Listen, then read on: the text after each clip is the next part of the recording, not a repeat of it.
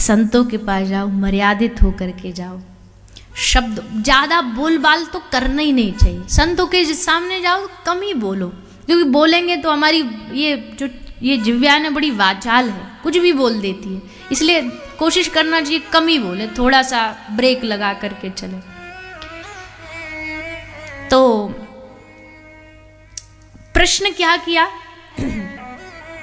राजा परीक्षित के प्रश्नों को श्रेष्ठ क्यों माना? वो इसलिए माना कि अगर राजा ये पूछते अपनी स्वार्थ सिद्धि के लिए कि मैं 7वें दिन मेरी मृत्यु निश्चित है तो मेरा कल्याण कैसे, तो ये पर्सनल क्वेश्चन हो जाता। लेकिन राजा ने पूछा कि मरना तो सबको ही है, मृत्यु तो सबकी आनी है, आज नहीं तो कल, तो उस मृत्यु को उत्सव कैसे बनाए। कल हमने आप सबको बताया कि संतों का मरण उत्सव होता है, संतों का कभी बर्थडे सेलिब्रेट नहीं होता, संतों की डेथ एनिवर्सरी मतलब तिरोभाव का जो दिन होता है वो मनाया जाता है, क्योंकि दुनिया से माया से छूट के भगवत चरणों में चले गए, इसलिए मृत्यु उत्सव कैसे बने इसकी कोई कथा सुनाई। मरने से सब जग डरे, कौन मरने से नहीं डरता भैया?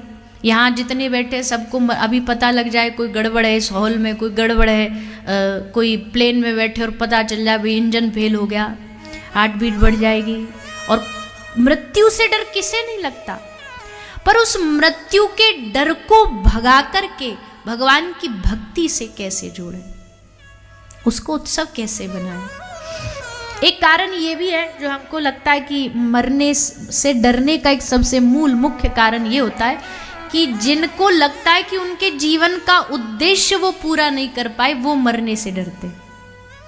उनको लगता है कि अभी हमें जो पाना था, जो हमें प्राप्त करना था, वो हम प्राप्त नहीं कर पाए, इसलिए उन्हें डर लगता है। उदाहरण बड़ा सुंदर है, सब अपने अपने बचपन में स्कूल में गए होंगे, तो जब बचपन में स्कूल में जाते हैं तो सर्दी की, नए साल की समर वेकेशंस पड़ती हैं, छुट्टियां पड़ती हैं, तो घर के लिए कुछ होमवर्क दिया जाता है।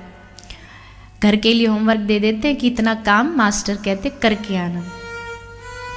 अब हर क्लास में 2 तरह के स्टूडेंट होते हैं, एक होते ब्रिलियंट इंटेलिजेंट स्टूडेंट, और एक होते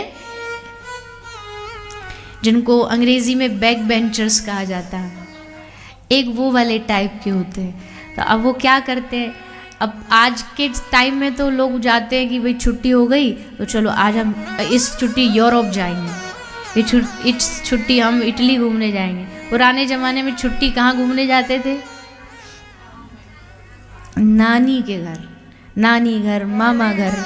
तो नानी घर, मामा घर घूमने चले गए, मौसी घर घूमने चले गए, यहाँ भाग लिए, वहाँ दम मचा लिया, पूरा गांव अदर कर लिया। घर वाले भी कह रहे कब इनकी छुट्टी ख़त्म हो, कब इनके स्कूल खुले। तो अब जैसे स्कूल की अब धीरे धीरे धीरे डेट नज़दीक आई खुलने की, 1 महीना की छुट्टी पूरी हो गई, अब स्कूल का समय नज़दीक आ गया। तो जैसे स्कूल का समय नज़दीक आया तो अब क्या कर रहे हैं, अब पता लगा कि भैया कल स्कूल जाना है और अब मास्टर जी चेक करेंगे, पेन पेपर अब लेकर के होमवर्क चालू किया।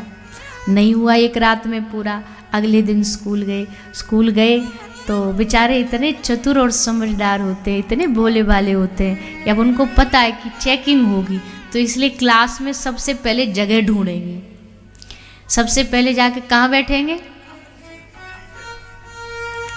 अब पता नहीं सुनी सुनाई बोल रहे हो या एक्सपीरियंस बोल रहे हो अब भैया जिसने किया उसी को पता होगा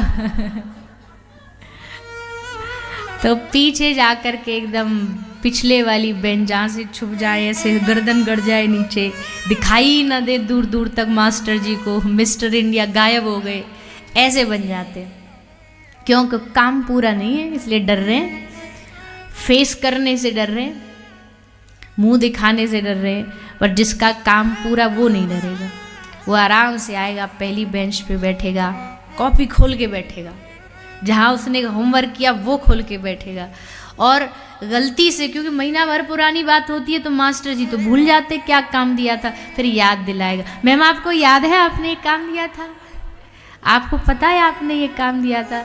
अब वो याद दिला रहा है और पिछले वाला पीछे बैठा बैठा गाली दे रहा है कि एल्बर्ट आइंस्टाइन रुक जा, आज ही सब होमवर्क चेक करवाएगा, हमारा पूरा नहीं, बढ़िया भूल गई थी मैडम जी और तू इनको याद दिलवा रहा है।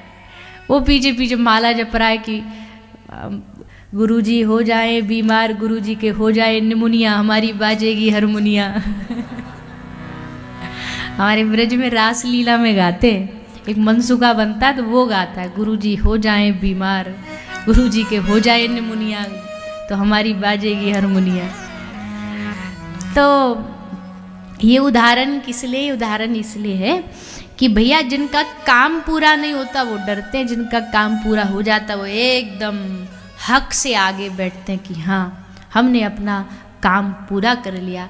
वैसे ही जीवन में सबको भगवान एक उद्देश्य दे के भेजते हैं। ध्यान रखना, कोई दुनिया में खाली नहीं आया है, सबके जीवन का एक उद्देश्य होता है और उस उद्देश्य को अगर हम पूरा नहीं कर पाते ना तो हम मृत्यु से मुंह छुपाते घूमते हैं।